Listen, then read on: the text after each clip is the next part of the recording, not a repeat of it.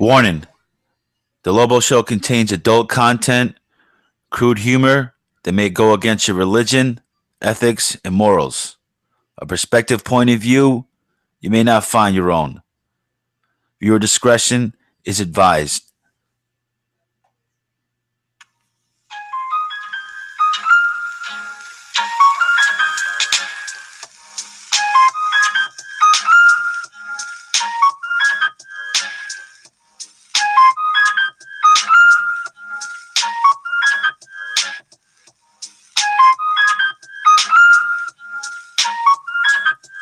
It's the Lobo Show, everybody. Once again, I'm your host, Lobo. With me, as always, my producer, Heapsack. Uh-huh. Yeah, we're back here. Like I said, we're back from the hiatus, episode 2, if you will, to this whole thing, podcast 75. It's been a while, but we're here, we're back, we're in better spirits. Easter holiday, just happened here, Good Friday, and then they got the old Easter on the Sunday, and then the the April Fools, if you will, where everybody, it's enough with the April Fools. There's no such thing as that joke ever being funny. And then you'll hear like these corny broadcasters on these corny, things on like on Yelp or on TV or on the internet or on TV. It's like, oh, we got you, tee hee, April Fools, So it's like that. But enough with the April Fools. Today's April 2nd, the day after. You know what I mean? The day after. We want to thank everybody for coming back to the Lobo Show that supported us, and they're all coming back, little by little. We're not where we were at before we left, because a lot of reasons. We all know why. Politics, and strikes against us and our channel, and strikes against freedom of speech. Right? That's the way we felt about it. But there are a lot of people coming back, and we really appreciate that. That's awesome. We all have to support each other. We don't all have to, but it's all a good thing here. It's all respect. But like I said, though, enough with the April Fools. It's the Lobo Show 2018, and I feel like the April Fool thing. It's kind of corny. It's not what kind of gag is this? We're gonna have to let's there's like these sites that people don't even go to anymore, and they're like doing these certain things, April Fools, or people going, "Oh, hey, it's gonna snow tomorrow, April Fools." Yick. Enough with that old joke. It's done. I say it's old. You know what I mean? And speaking of old, I'll tell you this: what's getting old is this whole back and forth shit right now with like advertisers, if you will. And these advertisers that like they have a lot of they mess up with a client or something, and they obviously they're interested in the clients to give them money, and then oh, you advertise our product, we'll give you a shitload of money, right? And then there's always like this public pressure then, and it's like, oh, as soon as the public pressure comes in, it's like, oh, we're gonna take money off of you. That's what happened here. We had an incident like that happened recently, a couple of days ago, and it is, to me, it's like what happens? How far is this gonna go? And what's this about? These advertisers, you'd be surprised what they what do they put their money on? And, and they act like when there's some type of public outcry, they go, oh, well, our brand is not affiliated with that. And then, we will, we don't want to be around for that. We can't co-sign anything. People saying shit like that. Right. That's their whole thing. Like, oh, if you say the wrong thing, we can't be a part of that as our company. But you have to see what these companies do advertise on. And I just like, and to me, it's like, okay, like for an example, they had recently this O.J. Simpson, this thing on TV, right? It was an old interview from O.J. Simpson that they put on television, and it was very distasteful. You know what I mean? And it was like one of those things, and not for me. To me, I was all in. It was I was very entertained by this whole thing. I felt I learned a lot. To me, it was very entertaining, right? Very entertaining, very interesting, if you will. But still though it was like bad taste, right? And it's like, or like these people that who for TMZ, right? They have to have advertisers as well, right? You look at something like TMZ and what they do, and that's not like, you know what I mean. That's the advertisers. It's okay. You know what I mean? For them to say, Team Z is okay, although all they do is sleaze and report bullshit. They take pictures of when people don't want to be photographed, and they talk shit about them. It's gossip. But there's a bunch of advertisers that are always claiming to like things like TMZ, right? And that's okay. That's like moral for their products. But what it is that now I'm not, because obviously we're gonna get into later of what happened with that whole situation. We'll save that for the news or something, right? We'll get there. But that's what I mean, though. It's like these products, right? Like I said, obviously it's there. Is they can endorse who they want to endorse, right? That's their that as a company, that's their right to, like, we can endorse, and they can take away the endorsement. Sure, absolutely, right. But my thing is their reasoning, and like no matter what, they're always hypocrites, because they're always saying, like I said, oh, our product can't be associated with a person like that who said this or did this. And sometimes, like, like what happened with Tiger Woods, right? Practically the guy has a fight with his wife, little domestic incident, whatever. And then they literally all these products, if you will, turn their back on them. They go, hey, look, we don't want to deal with you. The guys lost millions of dollars in products, right? A lot of people make money. I mean, this endorsements, if you will. You know what I mean? At first they wanted you in the cover, now they don't need you anymore, right? So these guys, they'll pick on somebody. They'll be like, okay, well, we don't want you because we don't need a guy who broke up with his wife and have some bullshit. So okay, it's whatever, right? Then, like I said, then they go like, that's one thing. It's like, okay, maybe he did that, or maybe the guy had a DWI, or maybe, like I said, the guy did some shit like, or maybe he kneeled for the flag. There's a lot of different reasons, and then more and more they're coming out with more and more reasons why. And you hear, like, for the littlest thing of how they're just, they're going like, hey, we don't need this guy anymore, these advertisers, for the littlest thing. So they kind of contradict themselves, because now recently we had people who are losing sponsorship over words. Now here's the thing: when people go words, what do you mean? Like racist words? Like, because those would merit people being suspended, or that that would merit that whole thing. But it's not. Now it's words. It's just people are just calling other people out on their bullshit, and now you could get in trouble for that. And I'm just saying that recently we had this lady, you know what I mean, who just got she's going into Twitter war with some other kid, and then, like I said, I'm gonna go to it later, but she was getting into war with some other kid, and basically she didn't say any no racial slurs. There was anything sexist? Is there anything racist here? But it was like, she called the kid like some kind, like grow up or some shit like that, or stop whining, stop going crazy. And this kid is like fucking going all out boycott and shit. And a lot of advertisers pulled her out because of it. Like they pulled out of this lady. She was like, we can't be affiliated with you anymore because you told the kid to stop being whining. And the kid says he's got a lot of Twitter followers himself, and he's asking for those advertisers to, literally like drop her and shit. And they did. They caved in. So in terms of like, first of all, it's weird. Like the person, like, like, I don't know. Like I like to get into it more with the news, I guess, right? I guess I'm jumping ahead, man, because I don't know, Sack. That shit really fucking burns my ass. That kid right there, that kid David Hogg. There's something about him, man. Very well, Yeah, very odd and shit. a Very lot of these odd. young kids. Right. Now it's like I'm not even really necessarily mad at this kid in that situation right now. It's like I said, it's more of these advertisers. Like what, like, it's weird. You sign somebody up for what, and what they're all about, and the person is kind of just doing them. And then once there's a little problem there, they just take it all away. You know, I kind of sympathize with that in some way.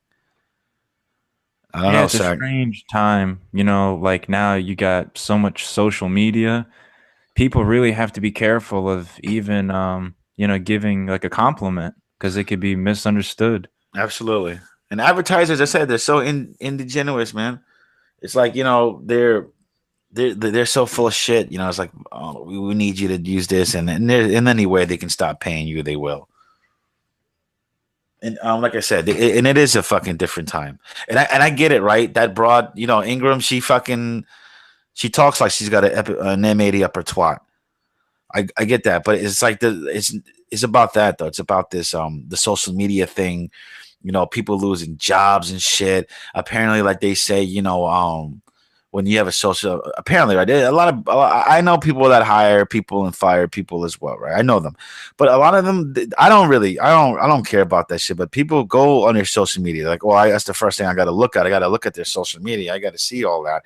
And there are people out there who are literally putting their name and their information, like, and it's fucking not even private. It's like open for everybody to see, and they're doing crazy shit.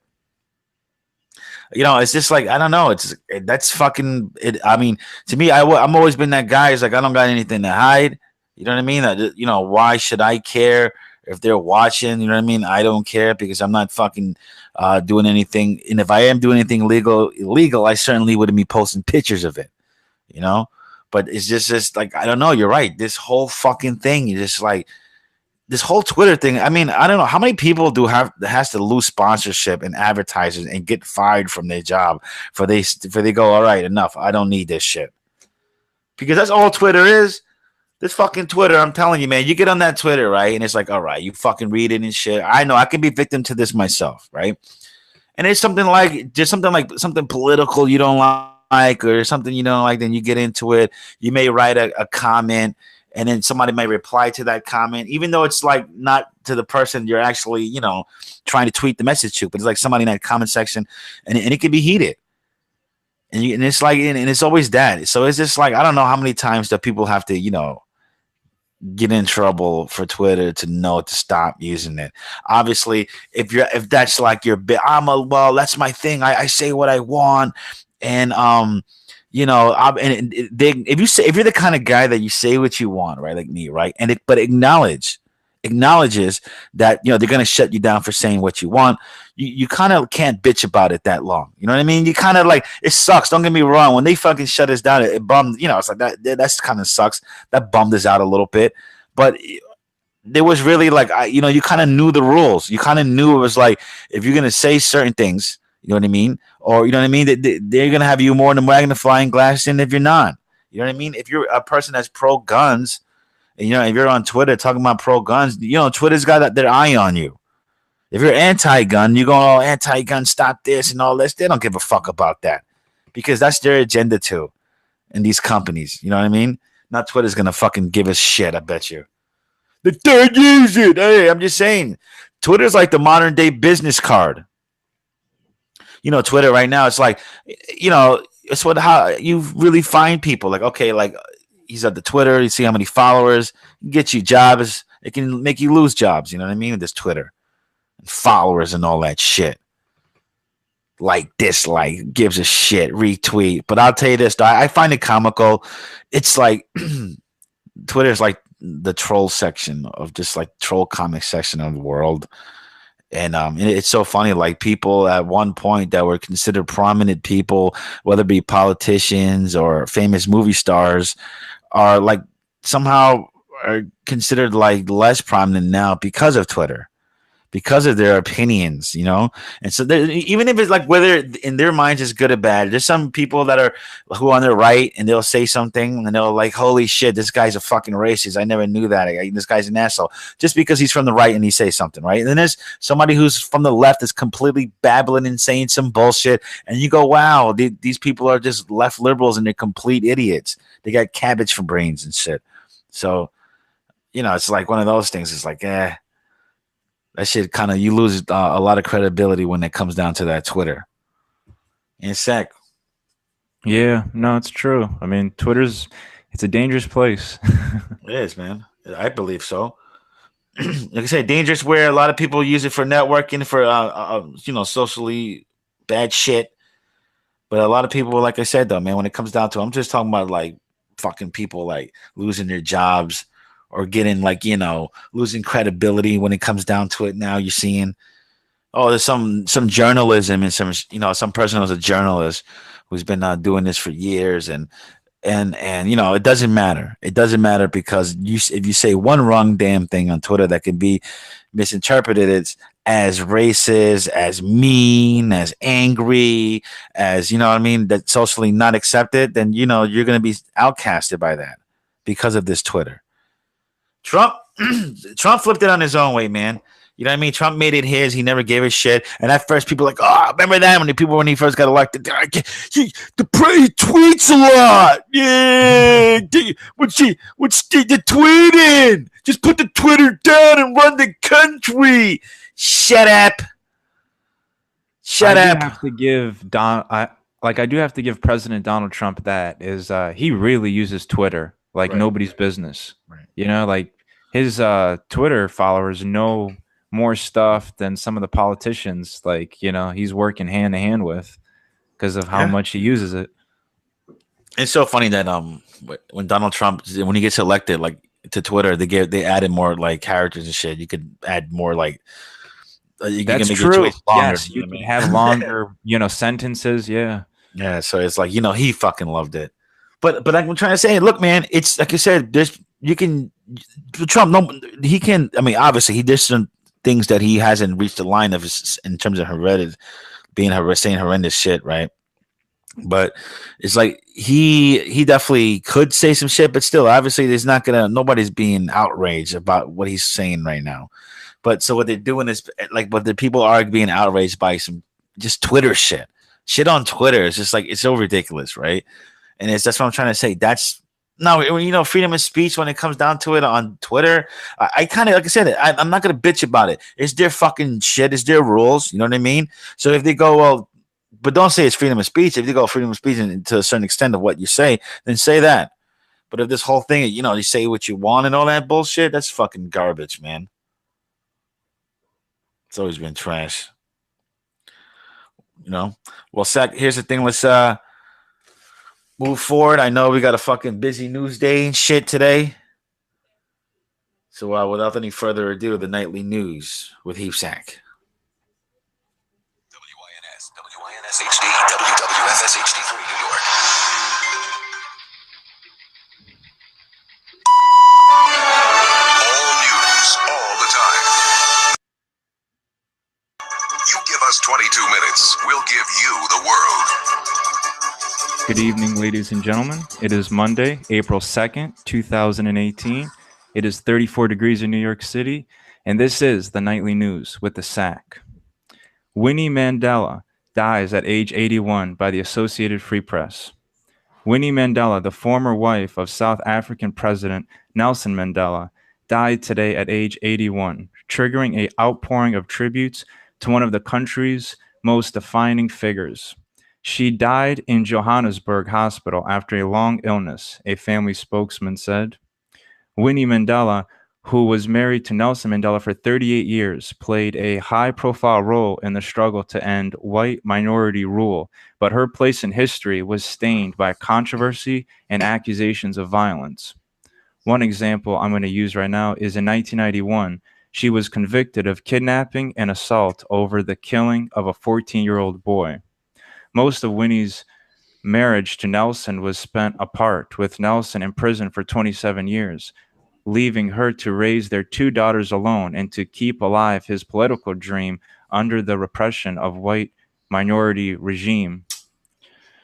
And she died after a long illness, for which she had been in and out of the hospital since the start of the year. Yeah, no, dude, she was listen, man, they call it like the mother of South Africa or the mugger of South Africa, right? She was she was a tough ass bitch, but she had her excuse me, she had her ideas and she never changed. That's one thing. She always had the same ideas. This Winnie Mandela. She was she would do, like I said, she was blamed for a 14-year-old's death and shit, where she had like no fucking like no remorse for of being blamed for it, put it like that, right? And she was like refuses like to forgive like the whites and shit in South Africa, that whole thing, where she felt like that's when like her and Mandela had a divorce Although she, like, dude, she was like completely campaigning for the guy to get out of jail because he was sentenced to life. The guy was doing 27. She was still married to him, didn't mess around, but campaigning for him to get out. But along, and also campaigning, against apartheid and all that shit. You know how the whole thing with South Africa is, right? And but when he got out, he felt like she was too radicalized and shit. And Mandela was like, well, he had his own way of doing it, kind of like the peace way.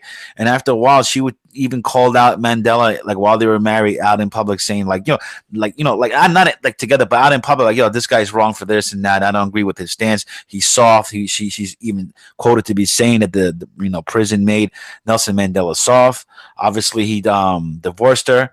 He had a new wife, whatever, and even the wife gave some, homage to her, saying that I wouldn't even be here if it wasn't for Winnie. And but dude, it was like one of those things, though, radical to the day she died, man. And like I said, there's a movie about her, but I think that movie got, like the critics have said it was garbage or whatever. And from what I hear, right, because I don't care about what critics say, but I hear that because I like movies that kind of tell the truth, man. The true stories, and from what I hear, is not really accurate. It's not really accurate at all. I know, Hollywood is. They, when they try to tell stories, they don't want to break eggs. They don't want to step on anybody's toes. But she had a very fascinating life, and it's interesting, But when it comes down to it, though, 100%, she definitely lived and died for the cause. If you know anything about Winnie Mandela, she was kind of the opposite of Nelson Mandela, man. That's and that kid, a 14-year-old, apparently apparently was killed for being an informer, working for the other side. So like, yeah. So it just goes to show, man, like, radical person. And let me tell you something. It's not my politics. Do I agree with that shit? They go, oh yeah, you're fucking. Hey, let me tell you something. We're just telling what it is. She died today, right? I wouldn't be talking about her besides that. But for what I know, I know in South Africa it's fucked up, the shit that was going on, and I know Nelson Mandela was kind of like, that good old political guy, and she was the opposite. Which is right? I don't know. It's not my fucking politics. You know what I mean? I can't comment on what's right and what's wrong. What's wrong. That wouldn't be right. That wouldn't be kosher. What is that? No, it wouldn't. Yeah, well. Yeah, the mother of South Africa. We no, I guess time will tell. Let's move on, Sack. In other news, Frank Stallone, deeply ashamed for berating Parkland survivor by the HuffPost. Actor Frank Stallone apologized on Sunday, saying he was deeply ashamed for berating a survivor of the Parkland, Florida school massacre. The brother of actor Sylvester Stallone took to Twitter over the weekend to insult David Hogg, a student who survived the shooting last month at Stoneman Douglas High School that killed 17 others. Stallone even suggests that Hogg's classmates must be dying to sucker punch this little rich bitch. This is his exact tweet on March 31st. Yep. This David Hogg pussy is getting a little big for his britches. I'm sure someone from his age group is dying to sucker punch this rich little bitch. Watch him run home like the coward he is. He's the worst rep for today's youth, headline-grabbing punk. Less than 24 hours later, Stallone deleted the tweet and posted an apology. And this is what his tweet said. To everyone and to David Hogg especially, I want to deeply apologize for my irresponsible words. I would never in a million years wish or promote violence to anyone, anywhere on this planet. After what these kids went through, I'm deeply ashamed. Please accept my apology, Frank. This was not the first time an adult has attacked a teenager. When Fox News host Laura Ingraham mocked Hogg on Twitter for not getting into some of the colleges he applied to, he responded by calling for a sponsored boycott of her show. After at least 14 advertisers fled, Laura backtracked and invited him to appear on her program. Her tweet on March 28th goes as, and I quote, David Hogg rejected by 4 colleges to which he applied and whines about it. The very next day, she made an apology on Twitter, and the tweet goes as, and I quote, any student should be proud of a 4.2 GPA.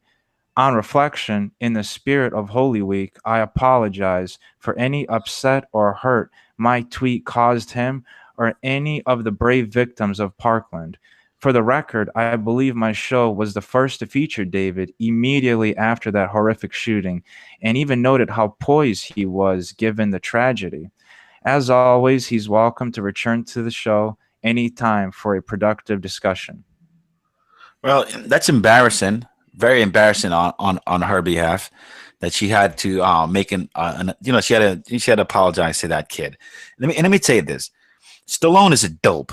You know what I mean? He's a dope for saying stupid shit like that. And here's the thing, and for deleting it. Because this is the problem with Twitter. This is what I was trying to reiterate earlier, man. If you're gonna tweet something, if you're gonna say something, just stand by it. Enough with the deleting the tweet. Even if it's a shitty tweet and everybody thinks it's a shitty tweet, then fucking leave it there and have it like, okay, it's a shitty tweet. It's one of those bad tweets that, but don't deleting it. Come on, oh, I delete it and I'm sorry. Who is he? Is he gonna lose any movie roles? Frank Stallone for calling up the Parkland kid what he is? Let me tell you something. That kid David Hogg, to me personally, I don't give a fuck if he's a kid. This is the Lobo show. I'm not gonna lose any fucking advertiser. I think the kid's a fucking Nazi. And let me tell you something. I want to put that. I want to put that shit on the what's your name when we put when we make the videos and when we put like what's in the video. I just want to put like a headline. David Hogg is a Nazi. But I know if we do that, we get fucking shut down. You can't do shit like that, right? I totally get that but these babbling fucking bitches, man, they come out though. They can babble and they can cry and they can be inaccurate all the time they want. And then we have to go, oh, they're a survivor. They're a survivor. You know what? What makes you a survivor? A survivor? No. And here's the thing. Don't get fucking stupid with me. People go, oh, I know what a survivor is. But here's the thing. You know what a survivor is? If you're in a car, right? And you're in the passenger seat, and maybe the car, the driver dies, and you're hitting the head in the glass, you're fucking in a coma. That makes you a fucking survivor of a fucking car crash. If you're going down in an airplane, you know what I mean? And an airplane goes down, and some people died with it, and then but you survived. You're a survivor, right, of an airplane crash. But if you're some guy, it's like in the first floor, shoot up like 16 kids, like I said, which is horrendous. It's fucking horrific. You know what I mean? Let that motherfucker burn in hell. And by the way, the Pope says there is no hell. So what we're supposed to say now? Forget about it. I'll get to that later. Getting warmed up over here. Now this guy goes, he goes in and he kills everybody and everything, right? And this guy's a piece of shit. But does that listen? This is with all due respect. I'm trying to walk on eggshells here. So, but let's be fair. So that person on the third floor who was in the school, who was like way far away, who wasn't even in the proximity of the shootings, because we know high schools, it can be big. Come on, So that person is a survivor? Dude, like I said, I feel like the Columbine kids were more survivors because they were like in the lunchroom. Some kids like shooting off in the fucking lunchroom and shit. There's people like ducking and shit, whatever the fuck, right? But so you know what I mean? Like I don't understand how much David Hogg is a survivor. Now let me say something. That shit was horrific, and I know there's a lot of heroes. There's a lot of stories that we don't hear about. There's a kid who shielded another kid while this was happening, and got killed that way. But this fucking David Hogg, this fucking and it's not. It's weird. Like I get it. Like he's trying to now. The whole thing about what people really hate him is, well, this guy's the Second Amendment. This guy's trying to repeal it. This guy's legit trying to start some shit where it's the it's like he's trying to take the guns away, right? And believe it or not, right? Believe it or not, I don't give a fuck what his message is. I don't care if he's trying to do that. Listen, dude, I try to fancy myself somehow in the middle. I'm not too conservative, and I'm definitely not left wing, but I'm definitely not no pussy liberal in any fucking way, right? In any way. But when this guy's like, okay, trying to okay, if that's his message and that's what he's trying to do, all right, then do it. Right? I don't really, that's not my thing. I'm not from the South.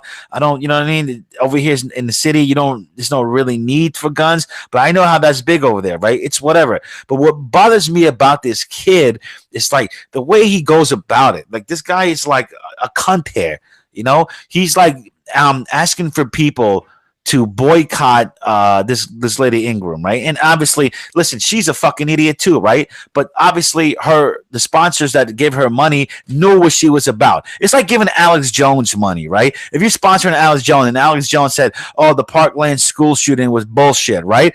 And his advertiser going, "Oh, fuck that! Give me my money back. I can't." It's like, what? You fucking sign up Alex Jones. You should know what this is about. So to those people like in with Fox and this Ingram broad, they should know what this is about. They know what it is. And here's the thing: she didn't curse at the kid. She didn't undermine the kid in any way. But the kid is playing the card that he knows he's playing. That's so douchey. It's manipulative when it comes down to it. He's manipulating their agenda, his agenda. But for him to say, "Look, I don't like what you said. And I feel that you just bully me, and I'm a kid, and you're bullying a kid." And he goes to all the sponsors. Every sponsor that thinks it's okay for kids to get bullied, then I guess keep, like one of those things, or like, or whatever. Everybody should boycott that, and then the sponsors go, "Oh, fuck that! No, we're not signing up for that." Of course, she's bullying a kid. But the thing is, though, it's like if she was bullying the kid. Like I said, this is the Lobo show. We got to keep it a stack here. We got to keep it 100. If she was bullying the kid, then I'm like, you know what? That's whatever. What a douche. What an idiot, right? I don't think she was, but this guy, he goes about it like he's not innocent himself. He's going around like, hey, he's saying like the generations of parents are stupid, and he's like saying like white people are too privileged and they're stupid. Anybody who believes in gun laws has blood in their hands. He was saying lies like Marco Rubio took all this money for the NRA, where it turns out to be bullshit, and people called him out on that. He said things that were lies, that were absolute lies, and believe me, a lot of people called him out on it. And for each time that they did, he came around. He was like, "Oh, boycott them. Oh, you're bullying a teenager. You're bullying a teenager." He wants to talk like he's like he's an adult. He wants, things to change, laws and everything like that, like an adult, but I'm not saying that you have to be an adult to actually want things to change. But in terms of that, but like the way it goes, it's like that Twitter shit that I'm talking about earlier, man. These keyboard kids, these keyboard tough guys, these keyboard politicians, these keyboard, whatever you want to talk, man, like keyboard terrorists. It's all keyboard and it's all bullshit. People are, are like losing sponsorships because of like on Twitter, but they knew. That's what I'm trying to say. They're so double standard, but they knew what they signed up for. It's weird, And it's just like, so now, and that's what in the right got, like, so the left is doing that, and a lot of people are go, this is the left, this is the tactics of the left. This is the tactics of the liberals. So the right started doing that too. So the right got somebody like, there was like the guy, there's like a kid who's like the opposite of David Hogg. He's like pro guns, and he was one of the quote unquote survivors of the Parkland shooters, right? He like I said, he's in there and he's like saying the opposite of everything Hogg is doing. In fact, he's actually trying to entice him a little with like, "Hey, I want you to debate me." And his kid Hogg doesn't go for it. He's like never answers tweets, never replies to anything he says. And his kid, the other kid Kyle, he seems like he undermines everything he said. Which I'm saying, is Hogg right or wrong? Whatever. I think Hogg is a piece of shit and he's wrong, absolutely. But whatever he says, the other kid undermines him. But like the media doesn't want to talk about that, and they don't want to talk about him at all. So he's been bullied, or if you want to quote unquote bullied, there's been a lot of like people from like, in the media organizations that kind of was like, "Hey, whatever to you," and all this kind of shit, and they didn't want anything to do with them, and they actually tweeted him like kind of saying like, "Wow, like you're pathetic, like I have no sympathy for you." There were people that tweeted that to him, and then it was like nothing happened, The right, like I say, I think he pulled out one person's card. He pulled out somebody's card, like, "Hey, look, come on, this is not cool." And I think they kind of like suspended it, like they tried to suspend the guy for a week or whatever. But then even that kid came out and said, "You don't got to suspend him," he said, because it's not about that. But it just goes to show, man, this Twitter shit, this whole thing is just ridiculous. You can't have an opinion. Just put the Twitter away, people. advertisers are fucking full of shit too, man. They'll sign you. They know what you're all about. It's like if somebody signed the Lobo show and then they get fucking outraged by the shit that we say over here. Some advertisers, like, come on, go fuck yourself. They get offended by the potty language, potty mouth language. Let's move on, Sank. In other news, responding to Trump, China plans new tariffs on U.S. goods by the New York Times. China announced that it planned to impose tariffs on $3 billion worth of American produced fruit, pork, wine, seamless steel pipes, and more than 100 other goods, hitting back at the United States hours after President Donald Trump proposed tariffs on about $60 billion worth of Chinese made products. The Chinese Ministry of Commerce issued the threat in an online statement that it said its proposed measures retaliated against the Trump administration's earlier decision to impose tariffs on Chinese steel and aluminum. The timing, though, also appeared to be a warning shot against Mr. Trump's latest action on the trade front on Thursday when he took specific aim at a much wider range of Chinese products. The Chinese tariffs would balance out the losses sustained by China through the United States' increased tariffs on steel and aluminum imports. A unnamed Commerce Ministry spokesman said in the statement, China urges the United States to resolve China's concerns as soon as possible through dialogue and consultation and avoid damage to broader array of Chinese and U.S. cooperation. Under the planned Chinese countermeasures, American produced fresh fruit, nuts, wine, seamless steel pipes, and other goods would be the first to get hit by 15% tariffs. Yeah, it goes to show that they had us by the fucking balls, man. And the market today took a fucking giant shit, you know? And people are like, oh well, like I said, the people are always just fucking speculating and shit. But to me, obviously, it's very obvious that the United States and China is trying to work out a new deal. It's cool. Like we called their shit out. Like, hey, listen, man, we're gonna put some taxes and shit on your shit, and tax us the fuck out of our shit. And it's better than what we had earlier. And apparently, what we had, it was like nothing. We were getting nothing back, and we were giving them a shitload of money when it comes down to it. And people go, well, they kind of owe them, but it's gonna have to work differently now. Like I said, they fucking 65% taxes. There were taxes on rice and meat on wheat, 65%. And like I said, this shit like that we can be that we can be getting here ourselves, in some sense, or we can get somewhere cheaper. I guess you can't get rice cheaper than in China. You can probably get like billions and billions of pounds of this shit, you know what I mean? And for cheap, but they tax the shit out of it, so they're not stupid. But yeah, China's such a mega power. Yeah, they definitely. know, they have a lot of resources. I mean, they really are the ones that make a lot of stuff on this planet.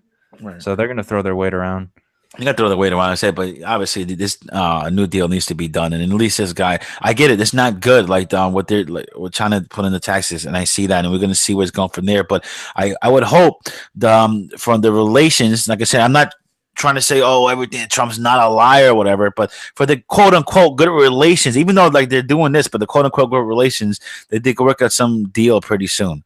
Because this is going to get out of hand. I mean, like I said, and we're not crying. We're not the liberals here. We're not going to cry that the world is going to end, but it can get out of hand and in the long run. But like I said, this whole thing is interesting. Let's see what happens. We're all for the ride. That's why the people got pissed off after this tax bill, right? With Trump, they go, "Oh man, Trump, he's I can't believe he did this." Like a lot of people are like, "Oh, I can't vote for him anymore," because they say that he caved in the border, but I don't think so. We kind of made that clear. We felt like, if anything, the liberals signed off on the border, so that was kind of funny. But they say that, like I said, with the whole with the guns, like them budgeting with gun laws, like Trump budgeting with gun laws in his bill, and the whole giving money to Planned Parenthood and a lot of these private funding, for, the liberals and shit don't, right? So they felt like they caved, but I'm like, you know what, man? That was garbage and shit. But like I said, I'm not too fucking conservative. Like all that, you know what I mean? I get why people are pissed off, and I've never been a gun guy. Like, but I get that. I totally understand. I feel it's very important. I feel it's 100% important. Like I said, I'm definitely like pro gun, but I'm not like, I'm with them, but I'm not like, completely pissed off the way they are. You know what I mean? Like they're like completely going, oh shit, man, I'm losing sleep over here. Take my guns away. You know what I mean? It's like I'm not like that, but I think that's fucking stupid in terms of in the city boys' perspective, if you will, here. But I think with the Trump thing, I think I'm gonna go for the ride, man. Let's see where it takes it this far. That was bullshit. I think the guy has something up his sleeve, and I think of Trump, like I said, there is a book called The Art of the Deal, where it seems like even where I think that's like I think we broke that down in the last episode. It was like the ideas was that the liberals said they would never sign off on the wall. They would never fucking any bipartisan whatever. And to me, I felt like they did, and I think that he made them look very hypocritical, especially with the no DACA thing, the DACA shit. Actually, Trump earlier today said DACA is dead. Trump declares DACA dead earlier today. You know what I mean? It's like these guys don't want to work on it. They're fucking bullshitting around. They're pussyfooting around the issue. They don't want to deal with it. He's saying, from what he's saying, I'm not. Like I said, am I saying what he's saying is the truth? I'm just quoting the man. I'm telling you, he's saying they don't want to work on it. They're not serious about it. They're not bringing that to the table. They're in it, but these liberals scream fucking the sky is falling, though. The world is ending and shit. Yeah, whatever. Let's move on. And finally, 26 years ago today, the Teflon Don, whose real name is John Gotti, was convicted and found guilty of homicide. After a history of being acquitted by juries, Mr. Gotti would go on to spend the rest of his life in prison, ultimately dying on June 10th, 2002 at the age of 61. For those of you who are not familiar with John Gotti, he was an Italian-American gangster who became the boss of the powerful Gambino crime family in New York City. Gotti and his brothers grew up in poverty and turned to a life of crime at a very young age. John Gotti rose fast in the crime world and became one of the biggest earners in the Gambino family. Oh, yeah, man. John Gotti was definitely no joke in the era of the mafia, if you will, here. Everything is a lot low key, and if I didn't know something, I wouldn't tell you. But John Gotti, there's no doubt about it. That guy was, he was like the last Al Capone, if you will. He was the guy that, because even to people go like, like the Gambino family, and there's like books and there's documentaries and shit about it, and people go, hey, what was the downfall of John Gotti? Was the fact that he was too high profile, and he was like in the cover of Time magazine. This guy's very popular. In New York, people would walk around, they want to take a picture with them, and it was like one of those things, and the cops were constantly following him around, and they tried to put him in jail many a times to no avail. Right. And so that people say that was Gotti's problem, that he was too high profile, but they don't understand that all the biggest big time mafia guys that you hear about, who was truly the richest guy, who made the most money, who had the most powerful connections, were known. Al Capone, if you will, if you go back in those days, like Al Capone was talking to the journalists all the time. Although he was saying like, oh, they're just smearing me, I'm just a humble guy, whatever. But Al Capone was constantly in the news, and constantly for every death that happened, they will come up to him like, hey, did you do that? Were you a part of that? Were you in charge of that? And he go, nah, man, I'm just whatever, just doing my thing. I'm just a local businessman, if you will. That's what Gotti was too. He was one of those guys. Gotti, believe it or not, the Gambino family, we're talking about like $500 million a year. And mind you, this is like the 80s and the 90s and shit. $500 million is like close to like like $1 billion, is like you would say. You can say that now, but completely illegal empire, completely like, what I mean, old school, no, like the books and shit. Nobody can trace your money. The only way that you can go down is by ratting. And that's what happened. He got rat. There's a movie called Gotti that you can see, right? It's absolutely one of the most underrated movies of all time. It's kind of like a made-for-TV movie. It was like an HBO original movie. But, dude, Amon Asante plays John Gotti. He's like, these rats. You can spot the rat by looking at him. Just one look, That was amazing. Like that was really fucking it was a good story of it, but that world, man, that world, dude, it was like, hey, you can get whacked any minute. Your best friends, everybody's seen Goodfellas and all of that. That was the difference between like Godfather and Goodfellas. Like the Godfather was like, oh, high class society, you know, like a lot of money, big mansion. They got a lot of senators and politicians in their pockets. Kiss the ring, tradition. Goodfellas was like the opposite. Goodfellas was blue collar guys, you know what I mean? Guys that cheat on their wives, like no values, tradition is out the window. And I mean, and that was the John Gotti era, if you will. No, don't get me wrong. John Gotti had a lot of tradition. He is no rat, whatever the fuck. And we can get into details of that. A rat put in, there was a guy by Sammy Gavano who put the whole Costa Nostra thing down in America, Costa Nostra. But, even if the people say that it's still around, it is definitely not what it used to be. I can tell you that right off the back. Well, Sack, I know you got a helicopter to catch. Let's get you out of here. Ladies and gentlemen, that was the nightly news with Heap Sack. Here he is, folks. He's in his helicopter. Wave to him. In all his glory.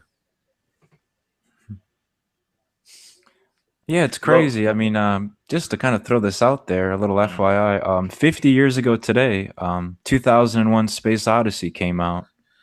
Space Odyssey 50 years ago? Yeah. Yeah, I seen that movie kind of like now it's like one of those things is like those movies are probably for like film schools. Kids won't watch that now, and it probably doesn't hold up in any way. But I bet visually that was the best thing around, I don't know. It's like it's weird that how we're so used to like seeing movies like CGI and all that shit, and it's became so much where it's like someone can watch a movie, and I mean a movie now like it's someone like, oh, I go watch like Space Odyssey, or they watch Metropolis, right? Metropolis or Metropolis. They were like, wow, why would people think that was popular? They'll have no idea. They're like, why did people think that was cool? They don't get it. You know what I mean? But like what's really crazy to me is 2001 Space Odyssey came out just days after Planet of the Apes came out. So that whole late 60s movement, there was a big urge for science fiction. Science fiction and shit, right? Yeah, but it was like 100 Planet of the Apes movie. I think in terms of the original, I seen the one with Mark Wahlberg and shit. 1968, if I'm not mistaken. I think that was the same year as Space Odyssey. Yeah, I seen the one with Mark Wahlberg and shit. I seen that one too. A lot of people hate on that one. They say, but I kind of liked it. I mean, I had no problem. Yeah, exactly. Yeah, I didn't. The new one, when the first one, like just like the Dawn of the Planet of the Apes that came out. I don't like the new ones. Right. Nah. I thought the first one was good. I think they had like the big spin was like the ape Caesar, which I thought was pretty cool. He could talk. That's like the very end. He's like, holy shit, he can talk. And he was like, he said some shit like, get the fuck off me, right? And I was like, wow. But then I just thought that when it comes like that, they just completely like, okay, now the apes are fucking riding around and they're all, it's a fucking bullshit enough. And it's all CGI shit. Enough with the CGI. I liked that Mad Max movie that they came out like a couple of years ago. There was no CGI in that movie whatsoever. Yeah. There's like these old movies, man, that you can watch. Like the old ones. So this movie called like Tora, right? And it's about that's an old movie. Yeah, you know this then, right? Yeah, it's very old. Let me tell you something. Believe me, I'm not old, man. I mean, I'm 29 years old here, right?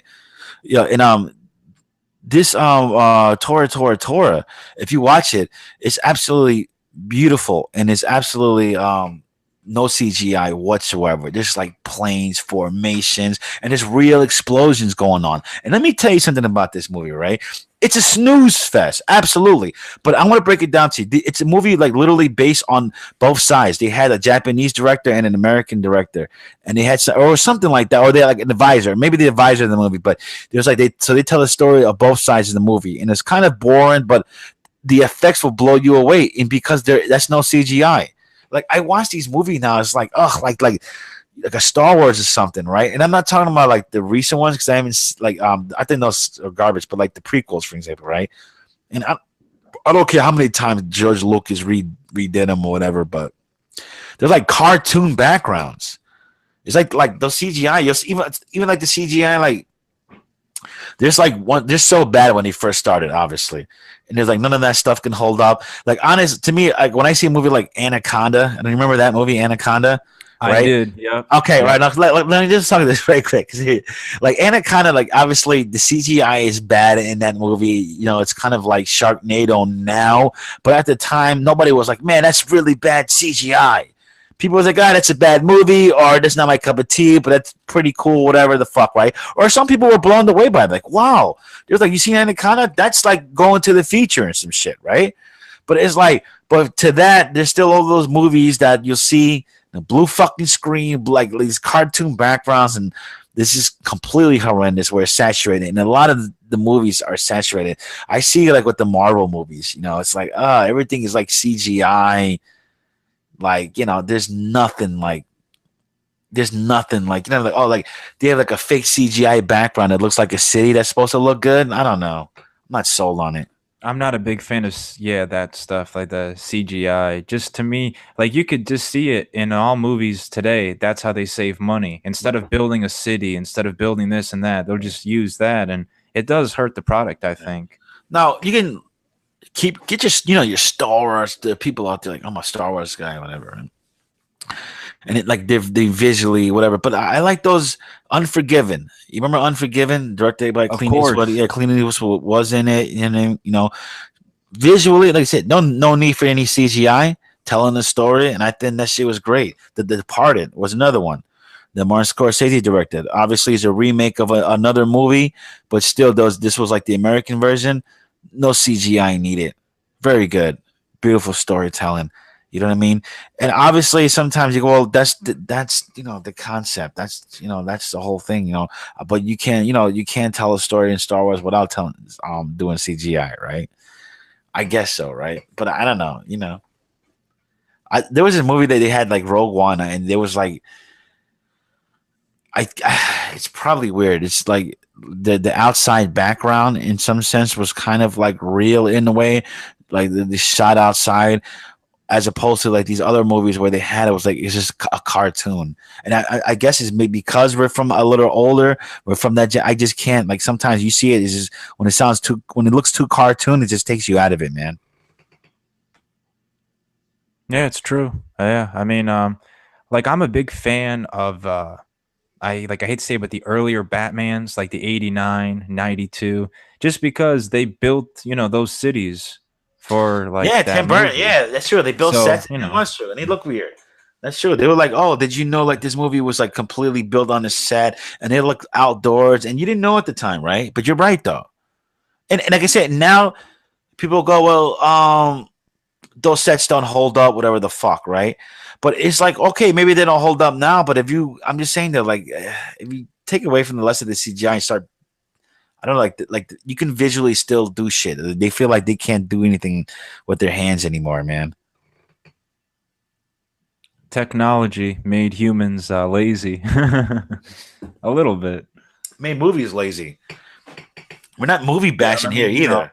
yeah, because they don't Oh, want to build yeah. cities No, yeah, and stuff. exactly. We're not movie bashing here in any way, and we're not saying like, oh, but it's just like, I mean, and I'm not gonna go saying that, oh, movies, whatever of movies were better filmmaking. Not even saying that, but I think what we're trying to come across here is that the CGI has been oversaturated, and it's just so bad. And somehow, like, people will come up with ideas in movies, and there's no way, like, they don't, like, they have to have like CGI in it. Like, okay, we're gonna have that. Like, do you really? You know what I mean? I can't stress it enough. This is why, like, that Mad Max movie, man. It looks like there was a lot of CGI in the movie, and it wasn't. It was well done. And I'm not saying do away with it either, but get the fuck out of here. You see what they got with these movies now? Like, they're, the faces and everything. Like, these people are looking like they can make them look younger, and they can make a whole movie like that. Or, for example, like how Bruce Lee is dead, and if, they can make a Bruce Lee movie if they wanted to. You know what I mean? If they wanted to. That's so weird. It's Yeah, it's fucking so weird. weird. It's fucking bullshit. whatever. I think they're fucking trying to wave us off. What was that about? Oh yeah. I think we should get the hell out of here. I think that's enough for tonight. This is the Lobo Show, ladies and gentlemen. At the Lobo Show on Twitter. Follow us on. Now we do appreciate you subscribing. Tell people about us. Hey, you got any comments, suggestions? You let us know and shit, huh? Sak, is there anything you want to get off your chest before we get out of here? Yeah, one last thing. That UFC that's coming to New York this Saturday, the main event did get changed. Tony Ferguson is out, so it's going to be Habib Nurmagomedov versus the 145-pound champion Max Holloway for the 155-pound belt in Let's hear Barclays Center, I Let's believe. hear, Yep. yeah, in Brooklyn. And let me tell you something. The UFC fans thought that was an April Fool's joke when they fucking heard that news. I'm telling you. Well, we thought it was a joke until Dana White came out and did an interview. He and say, says, like- no, it's true. It's Yeah, true. the first thing he said in that interview was like, "This is not an April Fool's joke. This is no way, no joke." And he was very straight to the point and serious about that. Now, if when I hear, like I said, and believe me, a lot of people were really looking forward to the UFC. This UFC fight, I'm not a big fan, but Sak, if you could just tell us a little bit here before you get the fuck out of here, right? Like, people, this is like a big thing. Like, people are bummed out by this. Here, I'll do my best to kind of explain it. These guys were supposed to please. fight numerous amounts of times. I think maybe Really? twice or three times before this was scheduled. And Tony Ferguson was the interim lightweight champion. He got the interim belt from beating Kevin Lee back in October. And Habib is 25-0, 26-0 something, a badass. So Habib, this was a everybody knows fight him. people wanted to see because Conor McGregor's not in town. So, these are the two baddest guys in this weight. And it was just going to be an amazing fight. I mean, it was going to be incredible. And again, fate doesn't have it. These Sure. guys don't fight again. So now they got to do what they got to do. And how did he injure himself? They said something with a knee, I believe, some sort of knee injury, but they weren't specific with it. They just said, and it's weird, because he did an interview a day before they canceled the fight, sat down, talked to all the media, brought his belt out. And I Sure. was like, wow, he looks in great shape, chiseled face and everything. And now this, it's like, oh.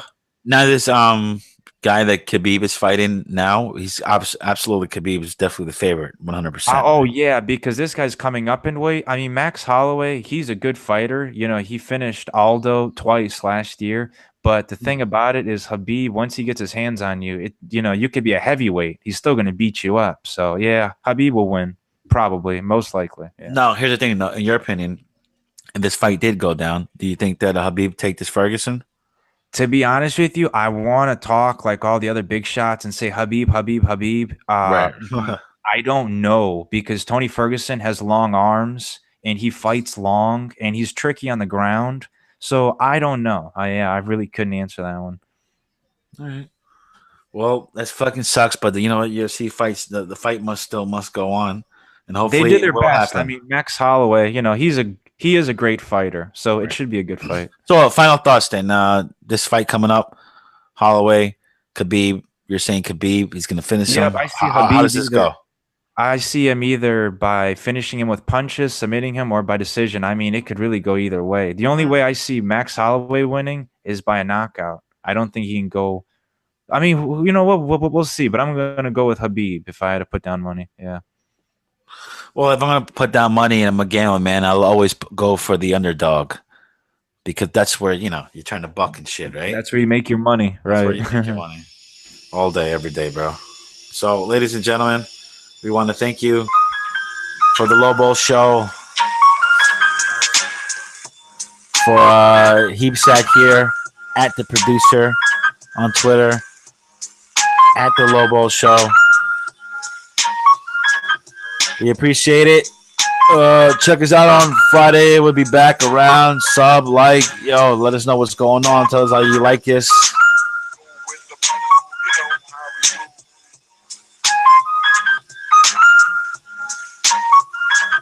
Even the cleaning ladies are here to fucking, they're like vacuuming while we're fucking in our segment here. Fucking bullshit. What are you gonna do? Take it easy, ladies and gentlemen. Have a good night. It's hard for me to say you love